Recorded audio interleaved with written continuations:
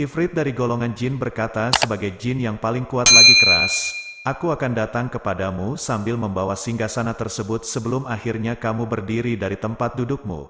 Dari majelis tempat tersebut kemudian ia melakukan peradilan di antara orang-orang, yaitu dari mulai pagi hingga menginjak waktu tengah hari, dan sesungguhnya aku akan benar-benar kuat untuk membawanya, dan bersikap dapat dipercaya.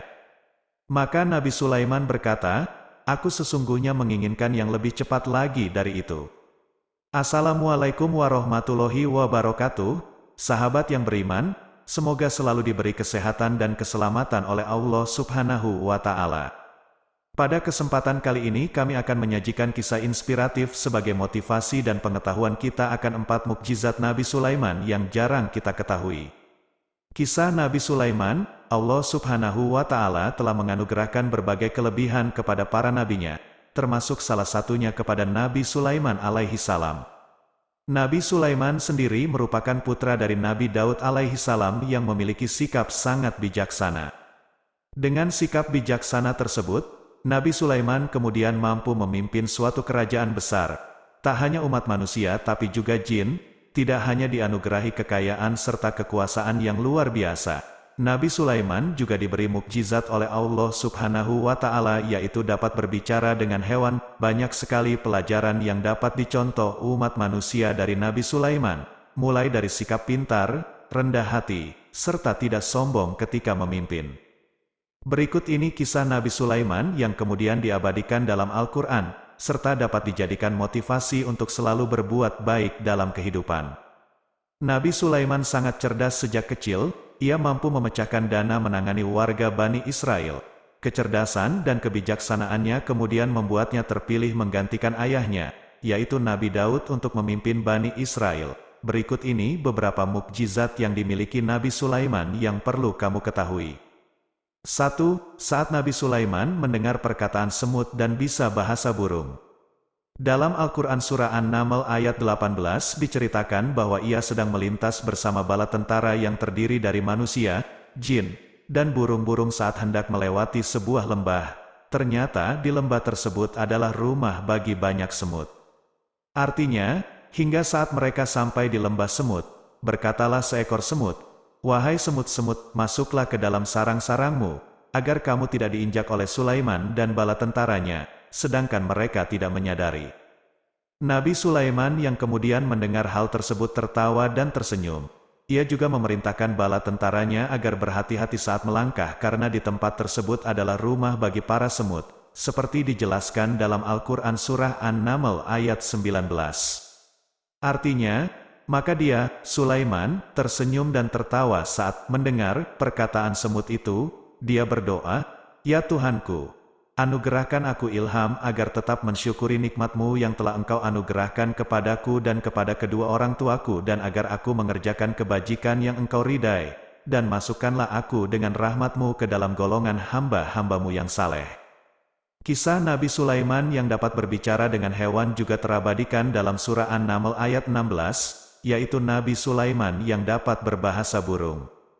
Artinya, dan Sulaiman telah mewarisi Daud, dan dia, Sulaiman, berkata, "Wahai manusia, kami telah diajari bahasa burung dan kami diberi segala sesuatu. Sungguh, semua ini benar-benar karunia yang nyata."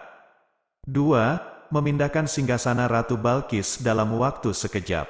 Kisah Nabi Sulaiman dengan Ratu Balkis juga turut terabadikan jelas dalam Al-Quran, di mana Nabi Sulaiman pada saat itu memerintahkan burung-burung agar dapat mengantarkan surat berisi, "Dengan nama Allah yang Maha Pengasih lagi Penyayang, surat ini ada daripadaku. Sulaiman, jangan kamu sombong terhadapku kemudian menganggap dirimu lebih tinggi dibanding aku. Datanglah kepadaku kemudian berserah diri." Surat ini juga merupakan seruan Nabi Sulaiman kepada Ratu Balkis serta kepada para pembesarnya agar tidak bersikap angkuh dan sombong. Pada saat tersebut juga Ratu Balkis yang menerima pesan tersebut kemudian memberitahukan isi pesan tersebut kepada para pembesarnya. Hal ini juga tertuang dalam Al-Quran Surah An-Naml ayat 29. Artinya, dia, Ratu Balkis, berkata, "Wahai para pembesar, sesungguhnya telah disampaikan kepadaku sebuah surat yang mulia."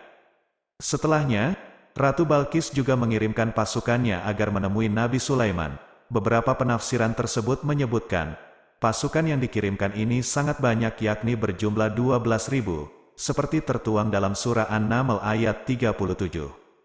Artinya, kembalilah saja kepada mereka, maka kami pasti akan mendatanginya dengan bala tentara hingga akhirnya mereka tidak mampu lagi melawannya, kemudian akan kami usir mereka dari negeri itu. Sabah, dengan cara-cara terhina hingga akhirnya mereka menjadi tawanan yang hina dina.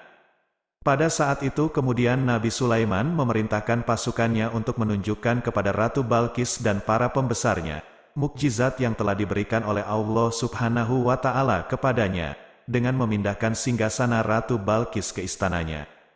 Dalam surah An-Naml ayat 39 sendiri disebutkan, seorang jin yang bernama Ifrit bersedia memindahkan singgasana Ratu Balkis sebelum akhirnya Nabi Sulaiman bangkit dari duduknya.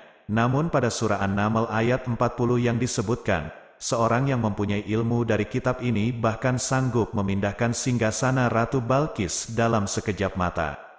Artinya, Ifrit dari golongan jin kemudian berkata, "Aku nanti akan membawanya kepadamu sebelum akhirnya engkau berdiri dari tempat dudukmu, dan sungguh, aku dapat dipercaya dan akan kuat melakukannya." Quran Surat An-Naml ayat 39. 3. Ratu Balkis dan bala tentaranya bertobat. Kisah Ratu Balkis dan Nabi Sulaiman diceritakan secara lengkap di dalam Al-Quran. Diceritakan bagaimana ia mengirim surat kepada Ratu Balkis untuk datang menemui beliau. Nabi Sulaiman juga mengirimkan burung hudhud untuk kemudian menyampaikan suratnya kepada Ratu Balkis. Surat ini juga tertuang dalam Al-Quran, Surat An-Naml ayat 28, berisi, "Dengan nama Allah yang Maha Pengasih lagi Penyayang. Surat ini adalah daripadaku, Sulaiman, dan janganlah kamu bersikap sombong serta menganggap dirimu lebih tinggi daripada aku. Datanglah saja kepadaku dan berserah diri." Selanjutnya Ratu Balkis menerima surat dari Nabi Sulaiman. Penerimaan ini juga diceritakan dalam Al-Quran Surat An-Naml ayat 29 berikut ini. Berkata ia, "Balkis, hai para pembesar-pembesar, sesungguhnya telah dijatuhkan kepadaku sebuah surat yang mulia." Quran Surat An-Naml ayat 29. Sesungguhnya surat dari Nabi Sulaiman dan isinya, kandungan isi surah ini menyebut kepada Allah yang Maha Pemurah lagi Maha Penyayang. Quran Surat An-Naml ayat 30. Selanjutnya kemudian terjadi kesalahpahaman karena para pembesar menanggapi surat tersebut sebagai tantangan melakukan perang. Ratu Balkis juga mengangkat senjata kemudian menemui Nabi Sulaiman. Kepergiannya ini juga tertuang dalam surah Al-Quran berikut ini.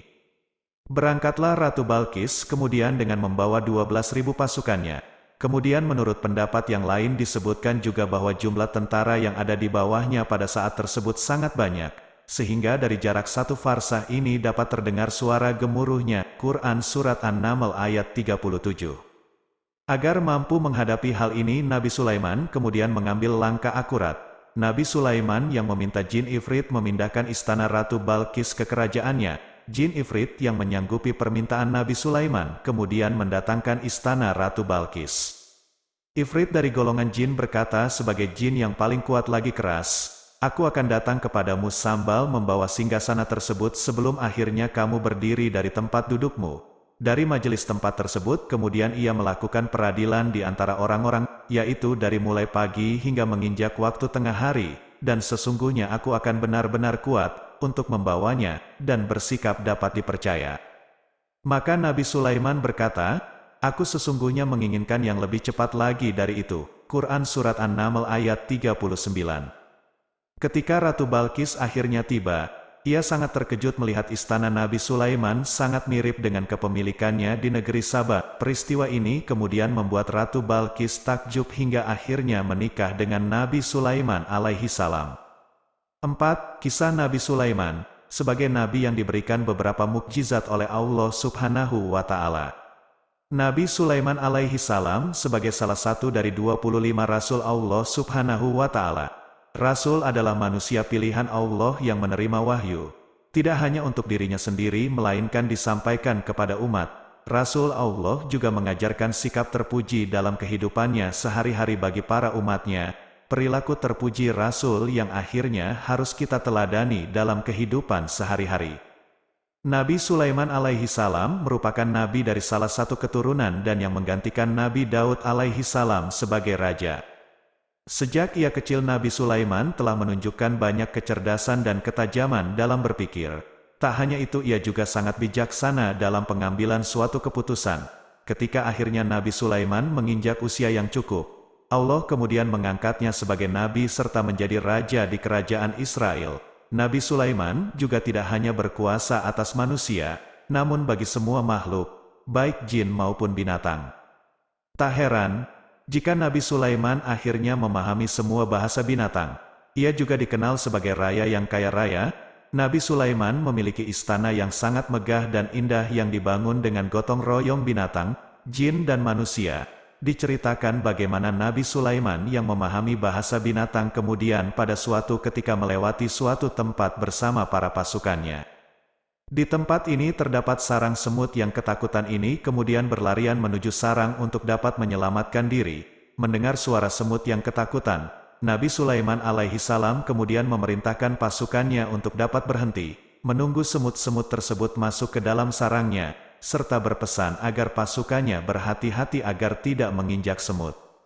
Kisah Nabi Sulaiman lainnya adalah tentang Ratu Bilqis yang kemudian memimpin negeri Saba. Ratu Bilqis yang memiliki kerajaan dengan luas tak terkira dan rakyatnya yang hidup dengan sangat makmur, meski mereka pada akhirnya disesatkan oleh iblis sehingga tidak menyembah Allah, melainkan matahari. Kepada burung hudhud yang mengabarkan Ratu Bilqis, Nabi Sulaiman kemudian mengirimkan surat. Setelah membacanya ia memanggil seluruh penasihat kerajaan dan punggawa.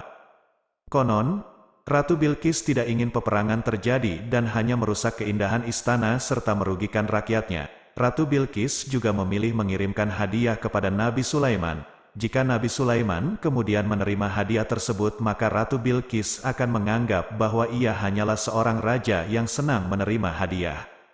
Namun Nabi Sulaiman menolak hadiah tersebut karena ia telah memiliki harta benda yang jauh lebih menarik jika dibandingkan dengan hadiah tersebut.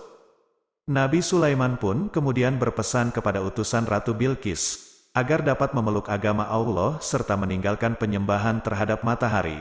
Nabi Sulaiman berkata jika Ratu Bilqis dan rakyatnya kemudian mau memeluk agama Allah, maka kerajaan Saba akan berada dalam kondisi yang selamat. Setelah utusan tersebut kembali ke negeri Saba, Ratu Bilqis kemudian memutuskan untuk mendatangi kerajaan Nabi Sulaiman. Setelah mengetahui perjalanan Ratu Bilqis menuju ke negerinya, Nabi Sulaiman kemudian bermaksud menunjukkan mukjizat kepada Ratu Bilqis sebagai bukti atas kenabiannya, yaitu dengan kemampuannya dalam mendatangkan singgasana Ratu Bilqis. Ketika Ratu Bilqis tiba, Nabi Sulaiman alaihi salam bertanya, "Apakah singgasana ini mirip dengan singgasana kerajaanmu?" Ratu Bilqis menjawab, "Ya, sepertinya memang milikku." Setelah memeriksanya, Ratu Bilqis kemudian membenarkan bahwa singgasana tersebut adalah miliknya. Ratu Bilqis juga mengatakan bahwa dirinya mengetahui kekuasaan Allah serta kenabian Nabi Sulaiman sejak burung hudhud yang membawa surat untuknya. Namun yang menghalangi keimanan dari Ratu Bilqis adalah karena ia masih hidup di tengah-tengah kaum yang kufur.